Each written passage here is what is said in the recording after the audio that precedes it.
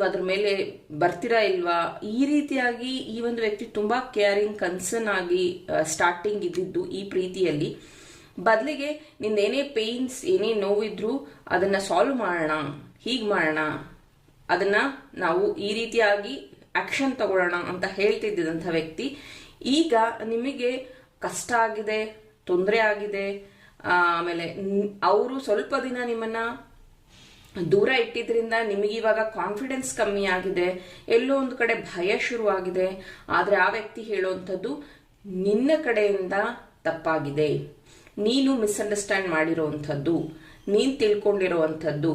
ಈ ವ್ಯಕ್ತಿ ಸುಮಾರು ಸತಿ ಸುಳ್ಳನ್ನ ಹೇಳಿರುವಂಥದ್ದು, ಈ ವ್ಯಕ್ತಿ ಸುಮಾರು ಸತಿ ನಿಮ್ಮನ್ನ ಬ್ಲೇಮ್ ಗೇಮ್ ಆಡಿರುವಂಥದ್ದು. ಹಣಕಾಸಿನ ಸಮಸ್ಯೆ ಬಂದಾಗ ಖಂಡಿತ ಅವರು ನಿಮ್ಮ ಹೆಲ್ಪ್ ತಗೊಂಡಿದ್ದಾರೆ, ನಿಮ್ಮ ಬಗ್ಗೆ ವಿಷಯಗಳನ್ನ ತಿಳ್ಕೊಂಡಿದ್ದಾರೆ, ನಿಮ್ಗೆ ಹೇಳಿದ್ದಾರೆ, ಎಕ್ಸ್ಪ್ಲೇನ್ ಮಾಡಿ